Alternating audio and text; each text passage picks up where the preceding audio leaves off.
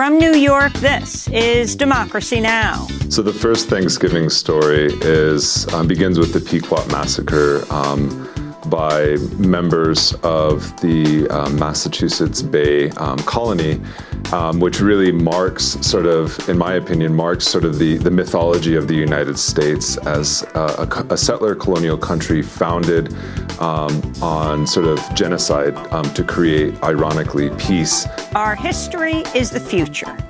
As the nation marks Thanksgiving, we speak to the Indigenous scholar and activist Nick Estes, then to the acclaimed writer Arundhati Roy on the crisis in Kashmir and the growing authoritarianism in India and around the globe. There is no voice that's coming out of Kashmir. That's why I said the silence is the loudest sound. Everyone, whether it's the major politicians, whether it's boys who throw stones on the street, whether it's businessmen, lawyers, everyone is in jail. Even now. Then they cut off phones, they cut off the internet. I mean, can you imagine, when has it been done before? 7 million people, communication lockdown. All that and more coming up. This is Democracy Now!, democracynow.org, The War and Peace Report. I'm Amy Goodman. In this special broadcast, we begin the show with the Indigenous scholar and activist Nick Estes. He's co-founder of the Indigenous resistance group, the Red Nation, and a citizen of the Lower Brule Sioux tribe. I talked to him earlier this year about his book, Our History is the Future. The book tells the history of Indigenous resistance over 2 centuries, offering a roadmap for collective liberation and a guide to fighting life-threatening climate change. Estes centers this history in the historic fight against the Dakota Access Pipeline at Standing Rock. I asked him to talk about the 2 Thanksgiving stories he writes about at the beginning of his book. So the first Thanksgiving story begins with the Pequot massacre by members of the Massachusetts Bay Colony, which really marks, in my opinion, the mythology of the United States as a settler colonial country founded on genocide to create, ironically, peace. And then I begin with another story of a prayer march that we led in the Bismarck Mall in Bismarck, North Dakota, to kind of bring attention to the Standing Rock struggle during a Black Friday shopping event, which was met by police armed with AR-15s, who then began punching and kicking water protectors who were holding a prayer in the Bismarck Mall. And I thought it was a really kind of jarring contrast between the past and the present, to say that while there are differences between the massacre of Pequots in Massachusetts to the contemporary fight against an oil pipeline, nonetheless, Bismarck, North Dakota is a 90% white community. That originally the Dakota Access Pipeline was supposed to go upriver from, but then was rerouted downriver to disproportionately affect the Standing Rock Sioux tribe. And disproportionate is the language that the Army Corps of Engineers use, as if there's ever a proportionate risk to environmental issues and water contamination.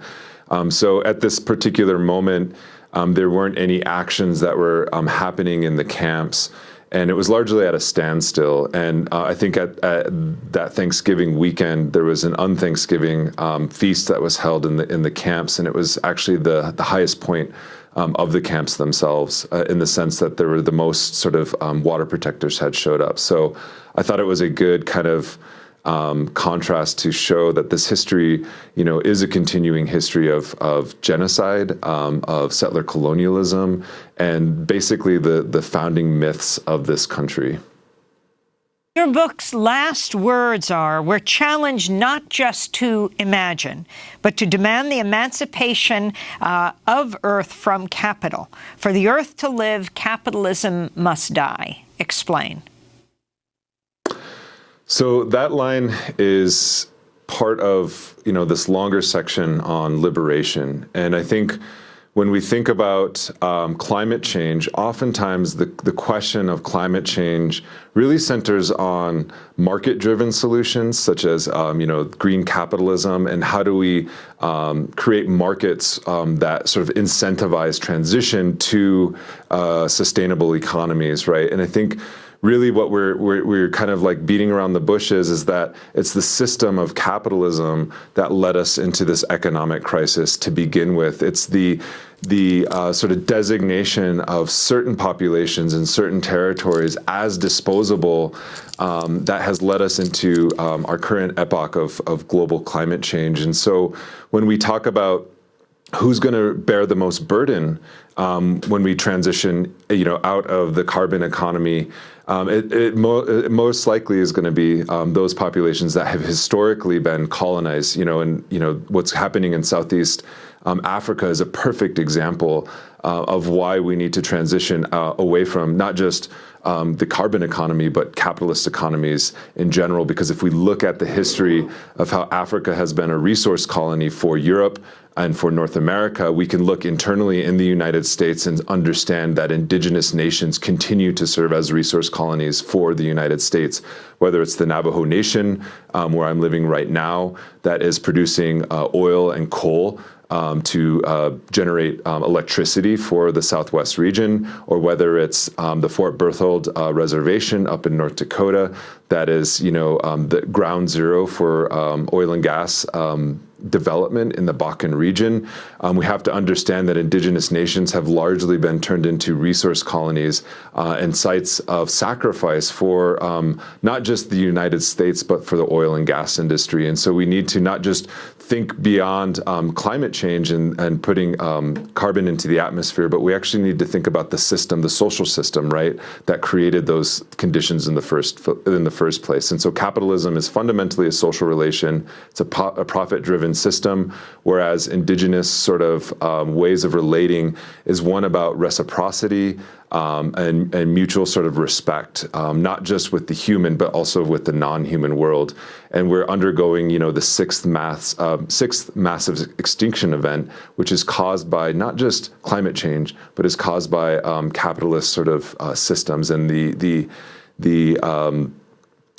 profit-driven sort of motive of our current economic and social system. I want to go to President Trump right after he was inaugurated, announcing the pair of presidential memorandums to revive the Keystone XL and Dakota Access Oil pipelines, the two major projects halted by the Obama administration following massive resistance from indigenous and environmental groups. This is with regard to the construction of the Keystone Pipeline, something that's been in dispute, and it's subject to a renegotiation of terms by us. We're going to renegotiate some of the terms, and if they'd like, we'll see if we can get that pipeline built. A lot of jobs, 28,000 jobs, great construction jobs. This is with respect to the construction of the Dakota Access Pipeline.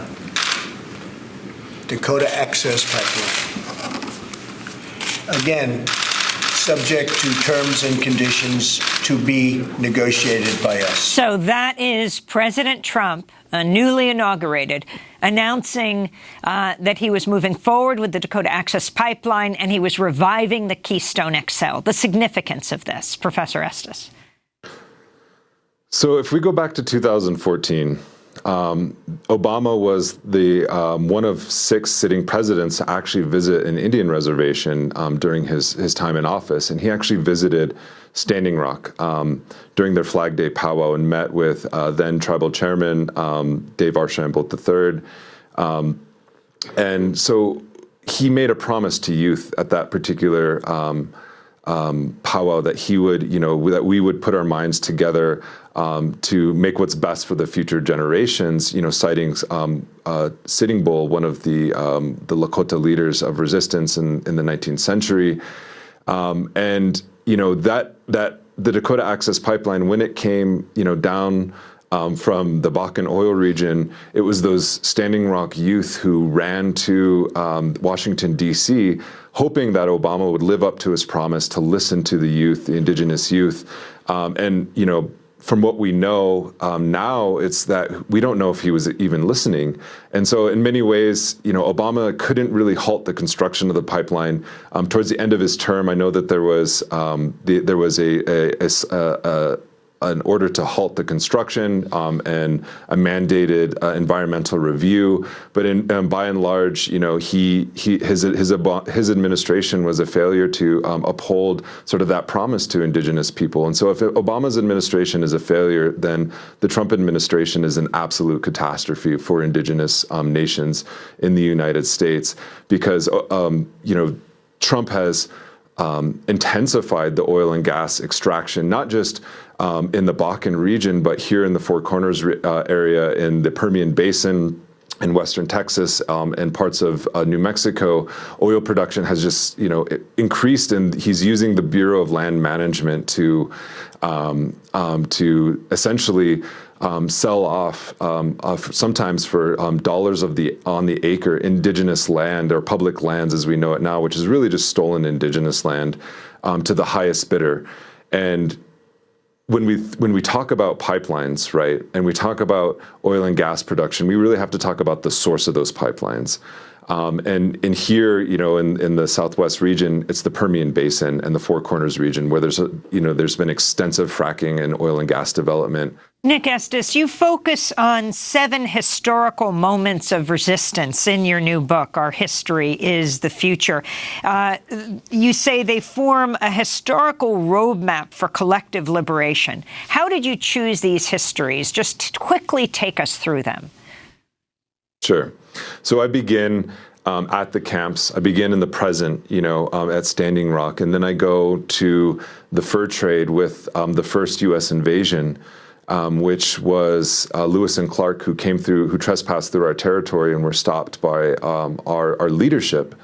And then I go through the Indian Wars of the 19th century and the Buffalo Genocide, and then I go into talking about the damming of the Missouri River in the mid-20th century, and then looking at Red Power in the 1960s and the 1970s, and how all of these indigenous people who were relocated because their lands were flooded by these dams eventually found themselves and created sort of the modern indigenous movement known as Red Power, and then going back and ending actually at Standing Rock in 1974 with the creation of the International Indian Treaty Council, which really coalesced these generations of indigenous resistance and took the treaties, the 1868 Fort Laramie Treaty, to the world and to the United Nations. And to do that, they looked to Palestinians, they looked to the South African anti-apartheid movement, who provided the mechanisms for recognition of indigenous rights at the United Nations. And that all resulted over 4 decades in the touchstone document, the United Nations Declaration on the Rights of Indigenous Peoples, which was passed by the UN in 2007. And so in many ways, when we look at Standing Rock and we go down Flag Row and we see the hundreds of tribal nation flags that were represented in 2016 and 2017, we also saw the Palestinian flag that was there, kind of hearkening back to that international solidarity with movements of the global South, and specifically our Palestinian relatives who, you know, today are still facing, much like us, are still facing the brunt and the brutality of settler colonialism, whether it's the United States recognizing the annexation of the Golan Heights, or whether it's, you know, here in North America and the continued dispossession of indigenous territory and rights. We can see that settler colonialism in Israel or in Palestine is really an extension of settler colonialism in North America. And then I end, you know, with back at the camps and looking at how these camps really provided, you know, actually look at a physical map that was handed out to water protectors who came to the camp. And on that map, there was, you know, where to find food, where to find the clinics, right? And where to find the security and all the camps that were represented at the at Standing Rock. And to me, that provided, a kind of interesting parallel to the world that surrounded the camps, which was some 92 different law enforcement jurisdictions. You had the North Dakota National Guard, the world of cops, the world of the militarized sort of police state. And in the camps themselves, you had sort of the primordial sort of beginnings of what a world premised on indigenous justice might look like. And in that world, everyone got free food. There was a place for everyone. The housing, obviously was transient housing and teepees and things like that. But then also there was health clinics to provide healthcare, alternative forms of healthcare to everyone. And so if we look at that, it's housing, education, all for free, right? A strong sense of community. And for a short time, there was free education at the camps, right? Those are things that most poor communities in the United States don't have access to, and especially reservation communities. But given the opportunity to create a new world in that camp centered on indigenous justice and treaty rights, society organized itself according to need and not to profit. And so where there was, the world of settler colonialism that surrounded us, there was the world of indigenous justice that existed for a brief moment in time. And in that world, instead of doing to settler society what they did to us, genociding, removing, excluding, there's a capaciousness to indigenous resistance movements that welcomes in non-indigenous peoples into our struggle, because that's our primary strength, is one of relationality, one of making kin, right? Nick Estes, Indigenous scholar and activist, author of Our History is the Future, and co-editor of the new book, Standing with Standing Rock, Voices of the No Dapple Movement. Nick Estes is co-founder of the indigenous resistance group The Red Nation and a citizen of the Lower Brule Sioux Tribe. He's assistant professor in the American Studies Department at the University of New Mexico. When we come back, we speak to the Indian writer Arundhati Roy. Stay with us.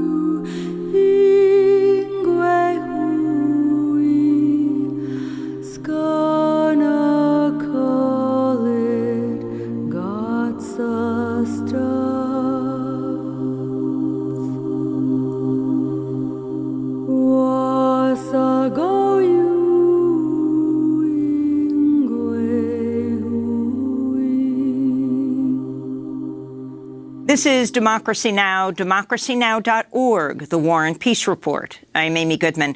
As we turn now to the crisis in Kashmir, as India's crackdown continues. Over the summer, massive protests erupted after the Indian Prime Minister, Narendra Modi, revoked the special status of the Indian-controlled part of the Muslim-majority region. Human rights groups say Modi's government then carried out widespread torture, extrajudicial killings, arbitrary arrests, and other crimes in Kashmir. On August 5th, the complete communication blackout was imposed there. We turn now to the Indian writer and activist Arundhati Roy. She has long spoken out for self-determination for the people of Kashmir. Arundhati Roy won the Booker Prize in 1997 for her first novel, The God of Small Things. Her second novel, The Ministry of Utmost Happiness, was longlisted for the Man Booker Prize in 2017. In 2002, Roy received the Lannan Foundation Cultural Freedom Prize. Her most recent book is a collection of her nonfiction essays titled My Seditious Heart. Democracy Now!'s Nermeen Sheikh and I recently interviewed Arundhati Roy in our New York studio. I began by asking her about the crisis in Kashmir. Well, my heart doesn't have much to do with it, but so today is the 100th day of the sort of information and internet shutdown in Kashmir. it's been under curfew for most of these 100 days. Now the curfew's been lifted, schools have been reopened, markets have been declared open, but Kashmiris are refusing to accept this sort of normalcy, because what happened on the 5th of August was the striking down of what was known as Section 370, which really incorporated in the Indian Constitution the special conditions on which the sovereign kingdom of Jammu and Kashmir acceded to India. And so by striking that down, they struck down, or they demoted Kashmir from being a state to being what's known as a union territory. They trifurcated it, but most important, that they dissolved a law called 35A, which made Kashmiris the stewards of their own land. So now, Kashmir can be overrun by Indians. That's the way they see it. I mean, India, earlier used to say Kashmir is an integral part of India, but now they say, now it's really an integral part of India. Why is it so important to Modi? Well, it's been important. The thing is that Modi, more than the BJP, Modi belongs to the RSS, the Rashtriya Swayamsevak Sangh, which is a sort of the mothership of the cultural mothership of which the BJP is a political arm. And the striking down of this section has always been on the agenda of the RSS, So it was one by one, these things are being done, which are things that they have sworn to do. There's nothing impulsive or sudden about it. It's just unconstitutional and probably illegal, but it's not impulsive. To express Hindu supremacy? Yes, yes. Well, earlier this year, you wrote an opinion piece on Kashmir for the New York Times headlined, "The Silence is the Loudest Sound." In the piece, you wrote, quote, "While partition and the horrifying violence that it caused is a deep, unhealed wound in the memory of the subcontinent, the violence of those times, as well as in the years since in India and Pakistan, has as much to do with assimilation as it does with partition. What's unfolding today on both sides of the border of the erstwhile state of Jammu and Kashmir is the unfinished business of assimilation." You wrote that in the New York Times in August. Can you talk about what you meant by that? Well, what I meant was that, we tend to forget that at the time of partition, there were more than 500 independent sovereign territories, kingdoms, princely states, regions.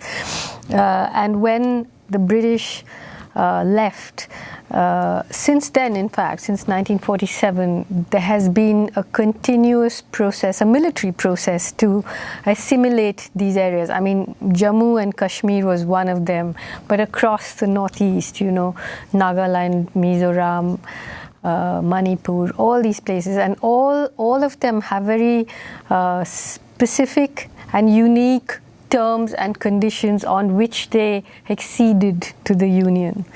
So that's what I meant, by the violence of assimilation. In that, I mean, whether it was the princely state of Junagadh or Hyderabad or what happened in Nagaland, hundreds, maybe tens of thousands, they don't do body counts, but thousands of people have been killed. I mean, just in Hyderabad alone, it was 40,000, the new report says, In Nagaland, it's been more than that. In Kashmir, it's 70,000 people that have died in this conflict. So the numbers are huge and hidden by the sort of noise and music and sounds of democracy. But so these battles, like in Kashmir, the struggle for freedom has been militant since 1990, and today it's the densest military occupation in the world, made more dense in August, on the 5th of August, by another 50,000 troops that were flown in to deal with the possible fallout of what would happen after this abrogation. So what does this blackout mean? And how many people have been arrested? Have you heard about torture? And what has been Pakistan's response? Well, thousands of people have been arrested. The remarkable thing was that the leaders across the spectrum have been arrested, including 3 chief ministers, all pro-India politicians, carrying India's water right from 1947. So what has happened is now there is no voice that's coming out of Kashmir. That's why I said the silence is the loudest sound. Everyone, whether it's the major politicians, whether it's boys who throw stones on the street, whether it's businessmen, lawyers, everyone is in jail. Even now. Then they cut off phones, they cut off the internet. I mean, can you imagine, when has it been done before? 7 million people, communication lockdown. People don't know whether their children have died, whether they are alive. At night, police and soldiers are going into people's houses, arresting them. We actually don't even know the level of horror that has happened.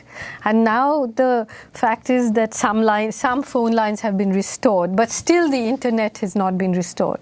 In a country where until now they were boasting about digital India. Everything works on the internet, whether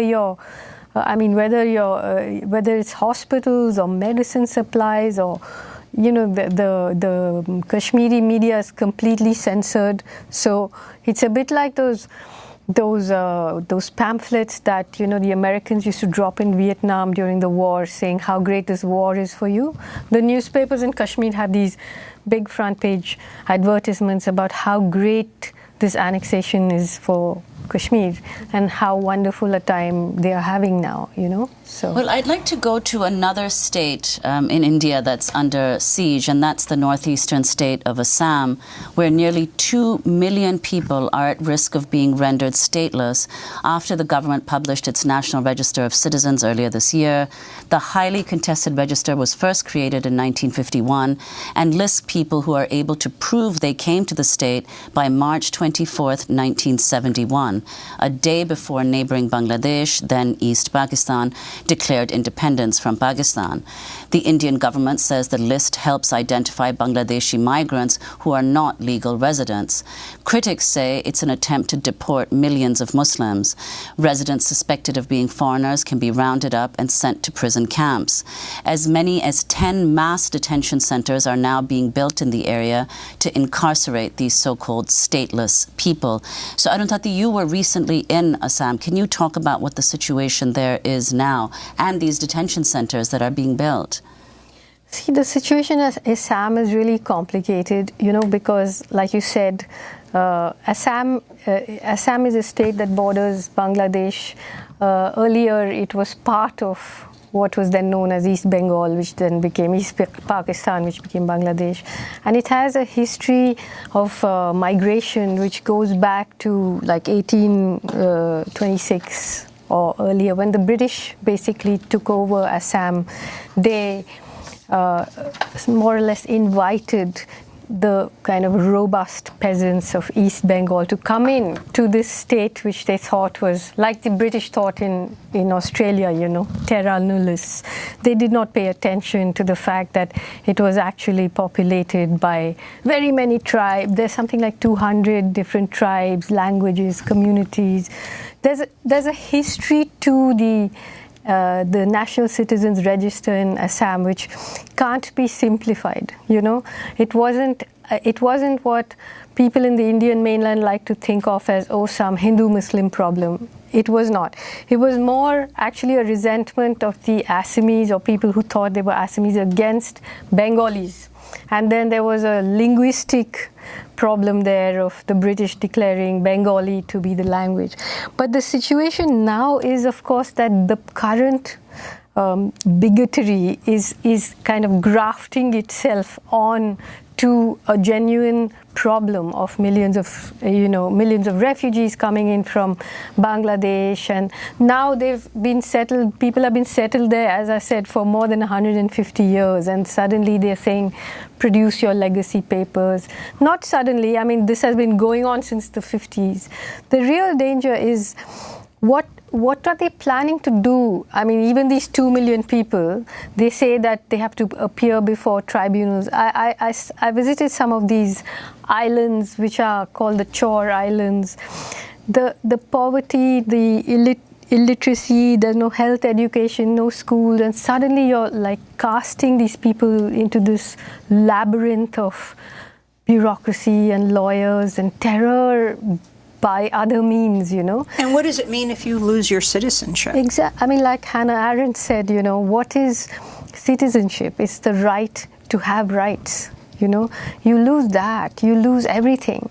But the conflict in Assam has been happening for a long time. For example, in 1983, there was the Nellie massacre where, you know, officially it was, I think, 2,000 people, unofficially up to 10,000 Muslims were killed.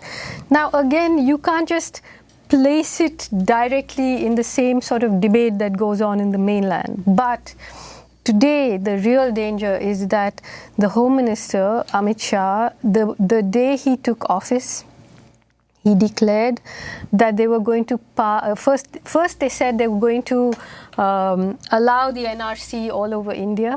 He allowed district magistrates and state governments to set up these foreigners' tribunals and detention centers all over India. And now the danger that they feel with the NRC in Assam, the National Register of Citizens, is that of those 2 million people, actually not all 2 million are Muslims. More than half are supposed to be Hindus or people who have not managed to prove this uninterrupted legacy since 1971. So the BJP, in order to get over that problem, is planning in the next session of Parliament to pass a citizenship amendment bill in which it then amends this whole process to explicitly say that those who are Christians, Buddhists, Hindus, refugees, persecuted refugees from other countries, from the countries of Pakistan, Afghanistan, and Bangladesh, will eventually be given citizenship. So, leaving out Muslims, and then using the bogey of the Bangladeshi or the Muslim refugee or infiltrator, who the Home Minister calls termites, to actually ask the entire population of India to produce legacy documents.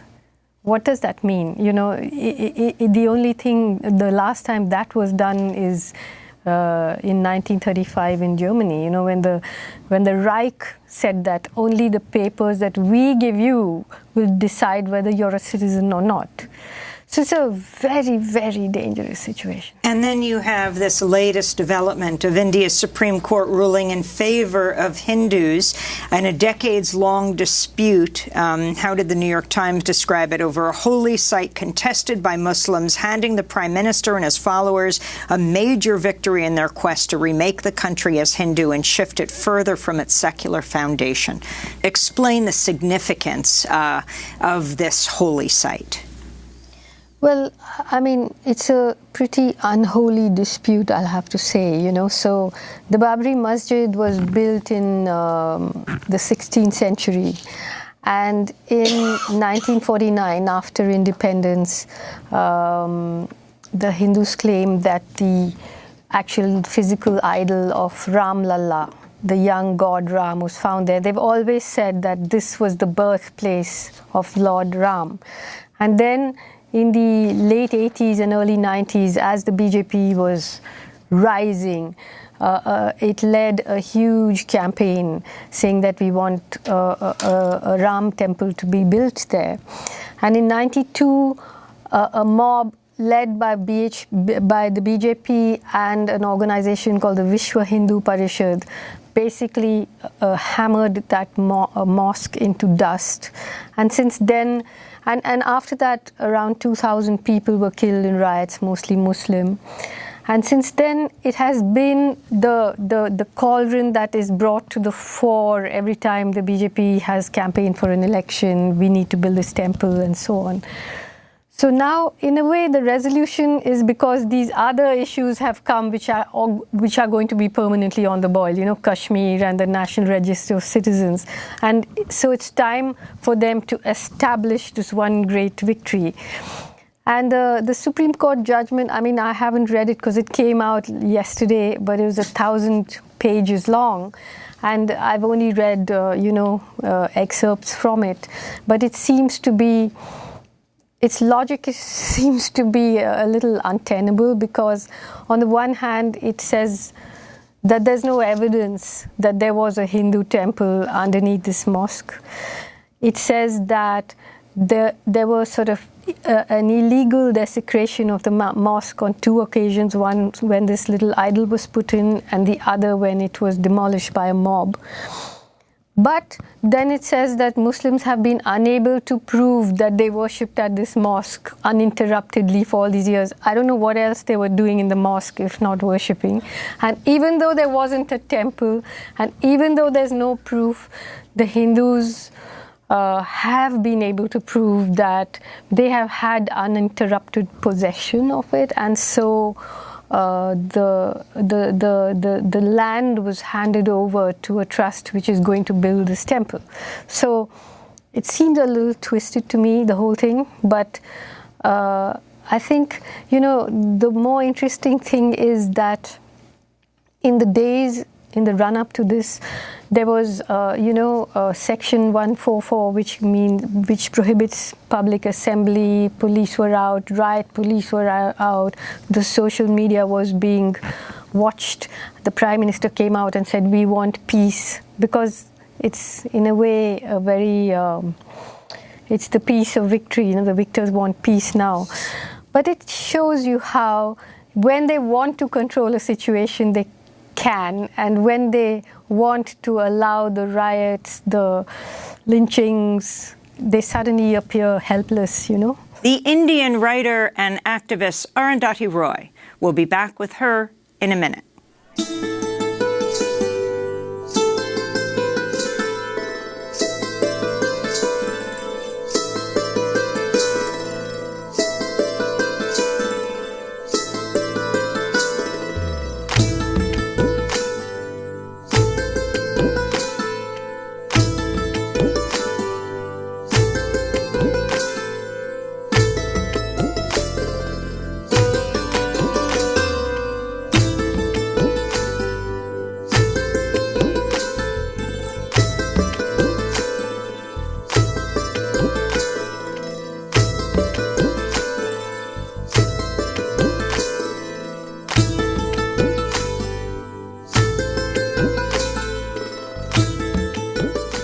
This is Democracy Now!, democracynow.org, The War and Peace Report. I'm Amy Goodman. As we continue our conversation with the Indian writer and activist Arundhati Roy, I recently interviewed her with Democracy Now!'s Nermeen Sheikh. So earlier this year, during Indian Prime Minister Narendra Modi's visit to the U.S., President Trump appeared alongside Modi at a Houston, Texas rally billed as Howdy Modi. About 50,000 Indian Americans attended the event, chanting "Modi, Modi" as he appeared on stage to introduce Trump, calling him, quote, "my friend, a friend of India, a great American president." The Howdy Modi event was the largest event of its kind with a visiting leader in the U.S. Just days before the rally, a pair of Kashmiri citizens filed a lawsuit in the U.S. against Modi for carrying out extrajudicial killings and other crimes in occupied Kashmir. Trump also praised Modi in his remarks at the event.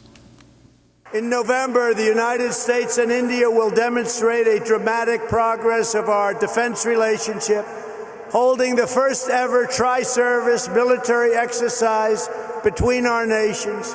It's called Tiger Triumph. Good name. It's a good name. Both India and the United States also understand that to keep our communities safe, we must protect our borders. So that's Trump speaking at the Howdy Modi event earlier this year. So can you talk about the relationship between Trump and Modi, and also these series of events in India which all seem to be kind of successes for the Modi government? We just talked about Kashmir, the National Register of Citizens, and now this Ayodhya judgment. See, these are, like I said, they are all very linked, and they are all part of the RSS agenda. So, actually, white supremacists or neo-Nazis or Aryan supremacists, all of them must look at India's RSS with great envy, because none of them can match that kind of history and organization right now. They have something like 600,000 volunteers, trained paramilitary. Modi, of course, is a member of that organization. They have some 57,000 branches across the country. They run schools where millions of students study. It's all very... So as you can see, Trump is almost ingratiating in his own country, being gifted this massive audience. I should tell you that while we were... being gifted this massive audience of people of color. Of people of color. And he, of course, Trump, within 2 days of this was being, the whole impeachment news had come in. But... what is happening in India and all these victories that are accruing one by one. Also, you're forgetting that demonetization, which was Modi's first announcement, I think today's third year anniversary of it, when Modi came on TV and announced that 80% of India's currency was no longer legal tender. Today, economists say that it was the equivalent of shooting the tires off a racing car. The Indian economy is tanking. Economists say that it's actually in recession, that the figures are not correct. And if you come to India, you see how terrifying the situation is, because you can't say whether this massive loss of jobs is a 45-year low of high of unemployment. Whether all these jobless people are now just getting the cocaine high of building a Ram temple and making fascist videos, or whether that is going to go against Modi, I can't say yet. But these victories are going to be Pyrrhic victories. I just don't know how long it will take for them to go down. I don't know how many of us will pay the price for it, and I don't know how India can survive this, because India is not a country, it's a continent. It's a continent with 780 languages and more religions than all of Europe.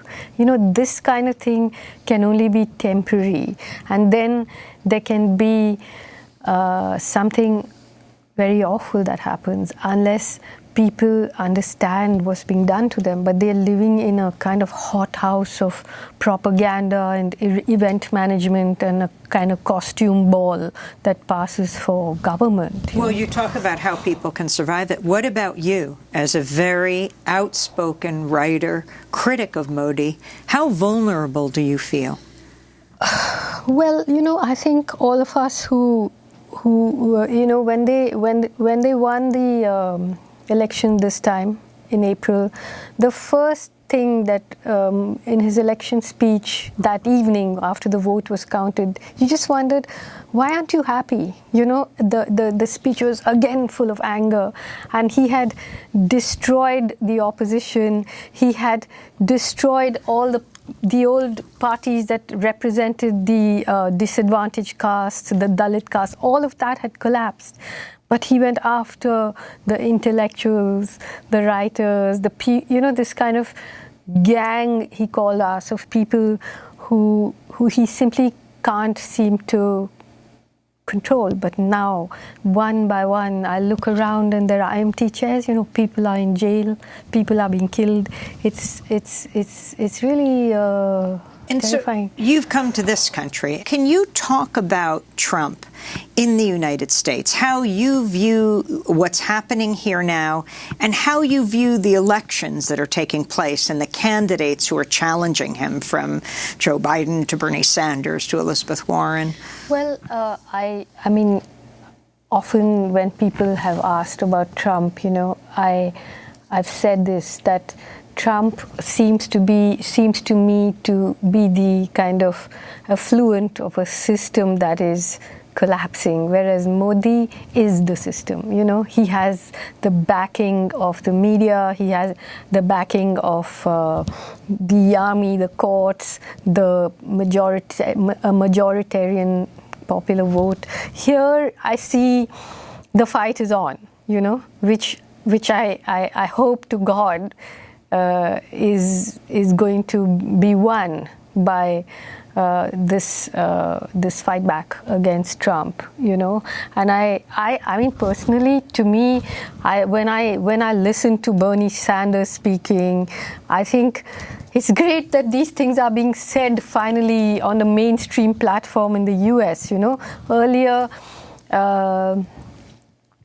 Earlier it would have been just inconceivable that someone is coming out and saying the things that he's saying about healthcare and about, you know, minimum wages and all of that. So I'll just say that here the fight is on, and for us in India, it would matter that someone like Trump loses. Although I'll say this too, that we've seen that quite often democratic governments are more aggressive internationally, you know. So I hope that doesn't happen. I doubt it will happen if someone like Bernie Sanders wins, you know. But there's been the devastation of the world after 9/11 is just, Modi, let me just say this. Everyone forgets, and there's a sort of sponsored amnesia over this, that how did Modi enter Indian politics?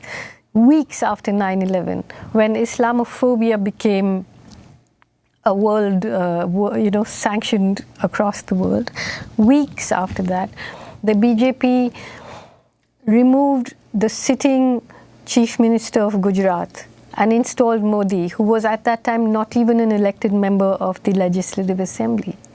And within months of that, you had this fire of the railway coach in which 59 Hindu pilgrims were burnt. Nobody knows yet what that fire was caused by. And then you had the famous 2002 pogrom in which 2,500 people were massacred, slaughtered, raped, burnt alive, and within Muslims. A very short time, Modi announced elections and won. And even in 2014, when Reuters asked him during his campaign, where he was going to be the prime ministerial candidate for the BJP, the Reuters asked him if he regretted what had happened under his watch in Gujarat. And he basically said, I would regret it even if a dog came under the wheels of my car. And of course, he was banned from the United States. He was not allowed to enter because of what happened there. Yeah. So what happens in the US, sometimes you don't even realize the ripples that it causes and the waves of death and destruction that are created by the actions of this country, you know. And Trump, it's awful to see what's happening here, and it's embarrassing to see what's happening here. But I just don't think that every single institution has collapsed in the way it has over there. Every single institution has fallen in line. The media and the Supreme Court could have stood in the way of what is happening in India. It hasn't, you know. So we are in very, very serious trouble there. Well, why do you say though, Arundhati, why would it make such a big difference to India if Trump is elected or Trump is not? Why would it make a difference? Because, you see, this kind of ideology, you know, the Ku Klux Klanism of Trump, the white supremacy that is growing all over Europe, and the ideology of the RSS, VHP, they all interlock, you know. And many of the far-right individuals have personal connections with each other, you know. So That's why I say that it would. And the point is, I don't know. Like I don't know what more I can say or do, because I really don't think that anybody can help India except the people, and one is beginning to be scared of the people, of the things that are being said in the open, of the lynching, the crowds gathering, making videos while people are being beaten to death. Since 2015, I think it's like 120 people have been lynched. Are you careful when you walk? Yeah, I mean, I think that whatever will happen, will happen. I can't do anything about it, Like, I can't go around being fearful. But I know that there are a lot of great things. The real tragedy for me is that everything that was beautiful about India, whether it was the music, whether it is the craft, whether it's the poetry, whether it's the literature, whether it's the language, everything that's beautiful about that place comes from that infinite complexity, the compositeness of it. And everything that's beautiful is being turned into acid, Everything that's beautiful is being turned inside out. And I mean, just as a writer or a artist or a person who loves poetry or language, it's just unthinkable what is being done. How can you tell a country that has 780 languages and Sikhism and Buddhism and Christianity and various indigenous gods and goddesses and all of that you want one language, one constitution, one religion, one nation? It's suicidal. Well, speaking of a different kind of acid, I wanted to ask you about the pollution in India, about climate change. You come to the United States just a week after President Trump announced the final plans to remove the United States from the Paris Climate Agreement, the only country in the world to withdraw. You come from New Delhi. Government authorities have warned that New Delhi has turned into a gas chamber with toxic smog blanketing one of the world's most populated cities. Officials have declared a public health emergency and distributed over 5 million masks to residents who are worried about the physical and psychological impact of the pollution. Apart from breathing issues, pollution is also pressurizing us psychologically. That's what's happening now. It's not winter, so it's definitely not fog. We are walking around with masks. So, Arundhati Roy, you live in New Delhi. Everything from Trump being a climate denier to where does Modi stand, and what do you think needs to happen? Well, sometimes some of us feel like the pollution in Delhi is somehow representative of the politics too. It's just so filthy. I drove from Delhi to a town in Punjab called Jalandhar last week. It was like 7 hours. It was like dystopia, just burning, smoke. You couldn't tell whether it was night or day. See, Modi, again, he stands up and says things which people want to hear about the climate. But at home, he'll appear and talk to children and say things like, oh, the world is not warming, it's just that we are feeling warmer, or stupid stuff like that. And in fact, when we're talking about Assam and we're talking about Kashmir, in some ways it does have to do with climate change, because there is a prediction that India's greatest crisis in the very near future is going to be a water crisis. And of course, as you know, I have spent a lot of time writing about water and dams and development and crop patterns and all of that. The battle against the Narmada Dam and others. He gave himself the full to the brim reservoir of the Narmada Dam on his 69th birthday, 5 days before he came to America for What the did Trump. He give himself? He filled the reservoir of the Narmada Dam, a reservoir that's, I guess, larger than the size of Rome or something. And so the people who'd been fighting the dam just watched their homes go under. This was his birthday present to himself.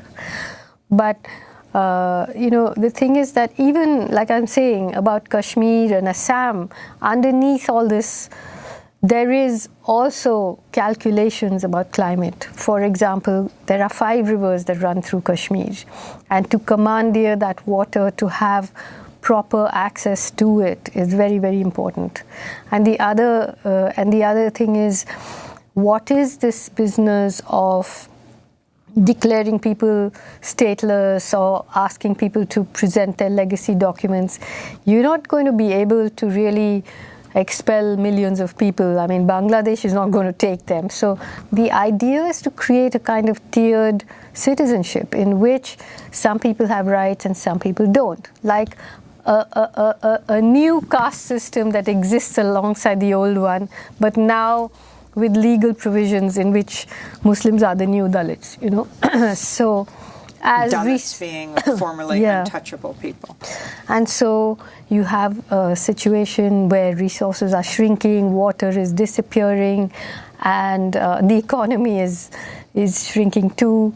So there are very terrifying thoughts underlying this. It's like you're reaching back into some odious past to come up with a modern management system for a modern crisis. Well, before we conclude, Arundhati, I'm sure you're aware that your Booker Prize-winning book, God of Small Things, was listed by the BBC as one of the 100 novels that shaped the world. Are you working on another book of fiction? No, not right now. I'm very disturbed, by everything that's going on. So I'm hoping that after a few months, I'll retreat somewhere. But it's very, I don't know. It's very hard to communicate the scale and the shape of the shadow that is taking India over. I know that what happened in Germany happened because people thought those who were raising the early warnings were too emotional, and Anglo-Saxon macho world doesn't like emotion, But the truth is that it's a very, very serious problem that we have, and it comes at us from every direction now. And I don't know. I don't know how to communicate this, and I don't know what anyone can do about it except us, But still, I'm a writer. I just have to write it. The Indian writer and activist Arundhati Roy, her debut novel, The God of Small Things, was recently named by the BBC as one of the 100 novels that shaped our world. Arundhati's most recent book is a collection of her nonfiction essays titled My Seditious Heart. And that does it for today's show. Tune in Friday for a special hour with the legendary musician David Byrne, talking about his Broadway hit, American Utopia, his time in the Talking Heads, how he became a bike advocate, and so much more. That's Friday on Democracy Now! Democracy Now! Is produced by Mike Burke, Dina Guzder, Nirmin Sheikh, Carla Wills, Tammy Warrenoff, Libby Rainey, Sam Alcoff, John Hamilton, Robbie Karen, Hani Masood, Charina Nadura, Taymuri Astudio, and Maria Tarasena. Mike DeFilippo and Miguel Noguera are our engineers. Special thanks to Becca Staley, Julie Crosby, Miriam Barnard, Hugh Grant, David Prude, Ishmael Darrow, Vesta Godars, and Carl Marxer. And to our camera crew, John Randolph, Karen Krug Meadows, Anna Uzbek, and Matt Ely. I'm Amy Goodman. Thanks so much for joining us.